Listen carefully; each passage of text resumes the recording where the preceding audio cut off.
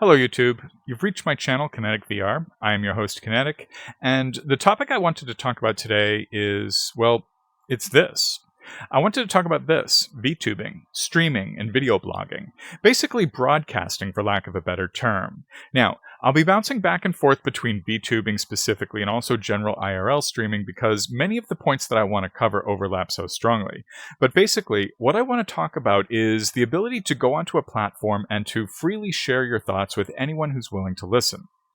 And I think the most interesting part of all that is that for the first time in history, anyone can freely broadcast without first passing through gatekeepers, such as those in old Hollywood. Yeah, it's true that you still need to use a platform like YouTube or Twitch or Kick or something like that, but the success or lack of success is based almost entirely upon how much the audience likes your material. A blogger or a streamer can simply go onto a free platform and gain instant exposure.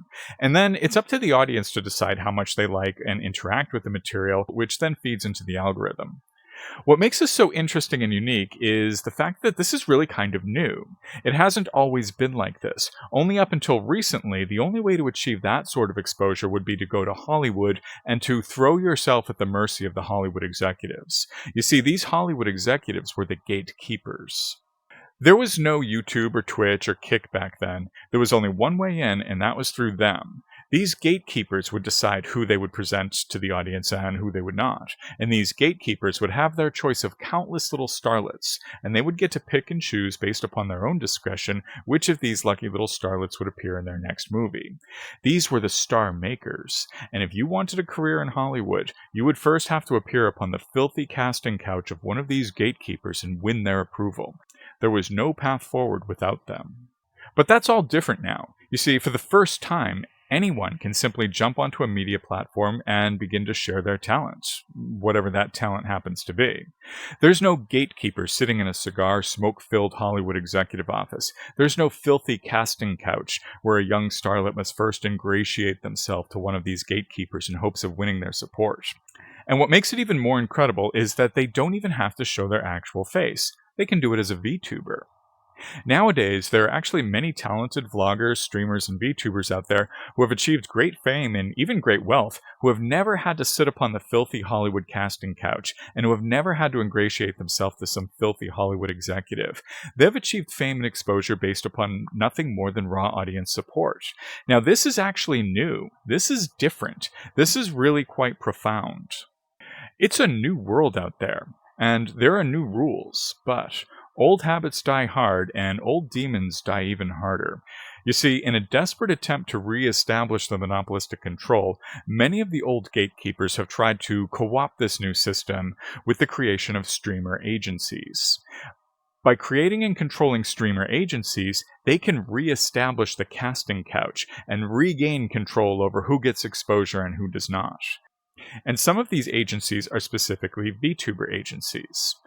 I actually had the opportunity to interview a few VTubers, some of whom have actually had experience with such agencies. Now, most of them were reluctant to go on record with their VTuber identity because they didn't want to have trouble with agencies, but they did talk a bit, and here's a little bit about what they had to say. My expectation when I started out was just something fun to do with like my friends and maybe like have some other people watching. I knew nothing about like VTuber culture or idol culture or anything when I started. I didn't even know like, oh, that you have debuts or stuff like that. I was just like, yep, I'm starting streaming, guys. And then once I got into an agency, I was like, oh, I'm expecting to make money off of this. Okay, I didn't make money off of it. I mean, like, I made money, but not like to the extent where I could really support myself. So they usually will like fund things like so they'll fund like your model, they may fund equipment, mine funded equipment and like games and stuff like that, and they'll get like sponsorships or like merch deals and stuff like that, and then they take like a cut of your profits. Yeah, like they'll do ads for you. They'll do promo for, well, I can't say what my promo was because my promo was quite unique for me. I can't say what it was because it would give away who I am. But I know people who have had their entire like all of their like PC, a desk, a chair gotten for them because they didn't have that, like a brand new iPhone for them. You have your model for you. You have all your assets, so like all your overlays, your BGMs, your like starting and ending screens. We had a games budget. Mine got me a Nintendo Switch because I had a lot of the other stuff. And then like doing like handling like merch, and then you get like cuts out of the merch, doing sponsorships, finding sponsors for you, and then you get cut of that too. Advertising I already mentioned, and then also like you just get like kind of like built-in clout. Like there's people that you can approach for collabs or like talk to a lot more easier if you're in an agency versus if you're a literal who like independent streamer. But most of the people that I talked with have never worked with streamer agencies, which I think is good. So, what are they doing? What are they doing on their platforms, unhindered by agency contracts? What do they do untethered and free? Well, so I've been streaming on and off for like 6-7 years, right?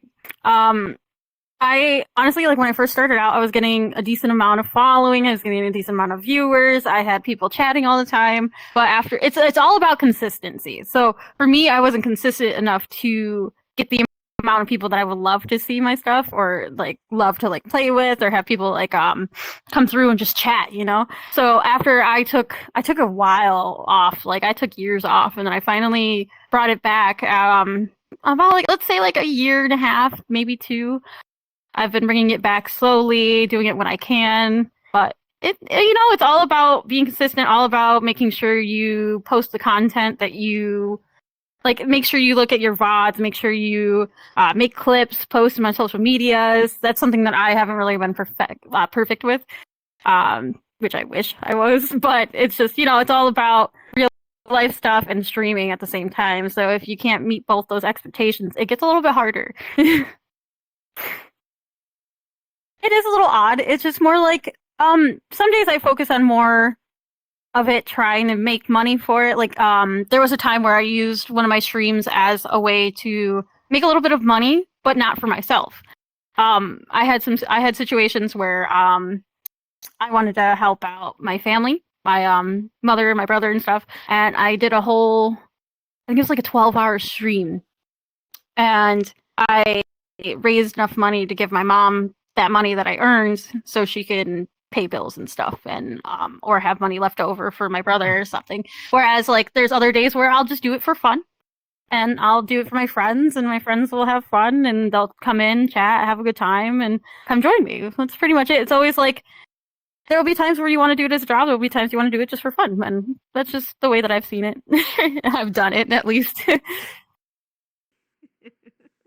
I wouldn't personally get involved in agencies, but I've always been more like of a freelancer kind of person myself. Everything that I've ever done, all of my little like online shops and stuff, they've all been under my name, under my personal name, personal businesses. I'm not a big fan of taking something that you've grown yourself and pretty much giving it up to somebody who's bigger than you or like an agency. I never really wanted to be a VTuber. I really thought it was cringe at first, but 2 of my good friends, Poyoni and Mickey's Binks, were VTubing, and I was like, might as well try. So I started PNG tubing, and then I got a VTuber. It was actually a lot more fun because, you can like move around, you can like make little faces and stuff, and it's like it's more than just like streaming a game. It's like you're like personally streaming this game and talking to the people that you're like streaming it to. It's like hanging out, but like wide audience. So my main platforms are Twitch, YouTube, and TikTok. I stream on Twitch, and then I take my streams and I post just like the raw footage back onto YouTube with like a little cute thumbnail, because they're fun to make. And then like any like funny clips, you can break them down and post them on TikTok, which is really good for like pushing your name out there if you're trying to grow. TikTok is the like absolute best platform to use right now. Because it used to be like Twitter, but like now Twitter is just kind of like if you do like fetish content, that's where you should go. But if you're not doing fetish content, it's definitely TikTok. Here's a streamer that I found named Togi. Togi has a really cool educational channel called Togi's Terrarium. As May wraps up, I'd like to share with you the news stories that I found interesting this spring. You might have seen a few of them through the months. but I bet there's at least one here you missed. Hey, I'm Togi, and welcome to my terrarium. Well, I make kind of educational videos, or what you might call edutainment. Have you heard of that? It's educational and entertainment videos. So really it means like I'm making videos which hopefully you learn something and have fun doing it. Really, I just want people to enjoy nature the way I do. And I'm hoping that by doing it as a VTuber, I can share that with people that maybe wouldn't have had the opportunity to get interested. Well, it's been a little more challenging than I thought it would be to begin with. Like setting up as a VTuber and getting into VR chat and working on all the modeling stuff. But like on the flip side, everyone I've met doing this has just been lovely and so supportive. You know what the internet can be like. I wasn't really expecting that necessarily. So that was a real pleasant surprise. Well, I'm constantly bumping into new things that I have to learn. Like with each video, there's a new skill that I have to acquire or a new program that I have to learn. But I don't know. It's all such a learning curve, you know. I didn't really know how to write a script before doing this, like properly. So script writing, that becomes a big part. And then learning how to edit, then using DaVinci. We were talking about DaVinci earlier. That's been really fun as well. I did study media, so I have some idea. And I've always loved photography. So when I get to film in VR chat, I get to set up all the shots. And I love doing that. Acting, not really my thing, but I've had to get used to that, you know, take after take to try and get things right. But when you have that finished product and you get to sit and watch it and it's something that you can be proud of, then I think it's all worth it.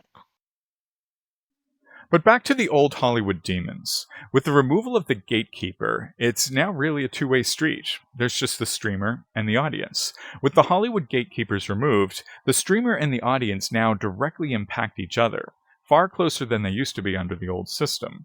Which brings us to the topic of parasocial. Suddenly, your favorite Twitch thought seems far closer and far more relatable than some distant Hollywood star. And because of that, viewers can be more likely to fall into a parasocial obsession. And this could actually be kind of dangerous. I could rattle off a list of VTubers alone that have had trouble with Tier 4 admirers tracking them down and showing up at their homes. But honestly, I'm not really sure that it's any worse for VTubers and IRL streamers than anyone else. I mean, let's face it, that happens to people who aren't famous too. The only difference is we never hear about them. And we have to ask ourselves the question, is parasocial necessarily a bad thing? I don't necessarily think it has to be. I mean, how is it any different than any other form of relationship? What, one person is interested in what another person's doing, perhaps even what another person's thinking? How is that necessarily bad?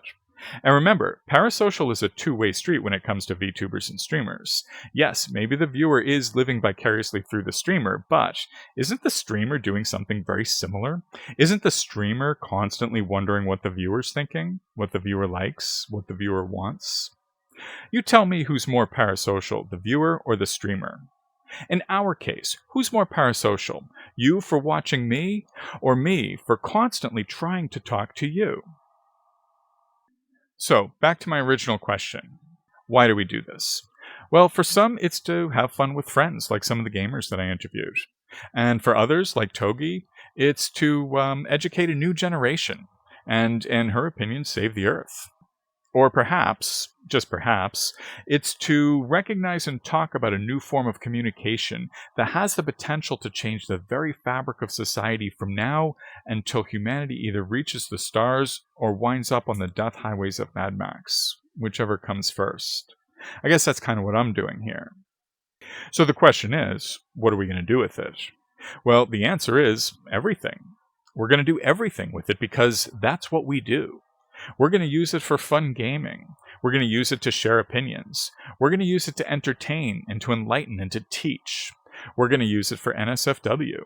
We're going to use it to peer into the minds of others and experience thoughts that we would have never experienced ourselves. Well, anyways, thanks for joining me. I am Kinetic, and I will see you next time.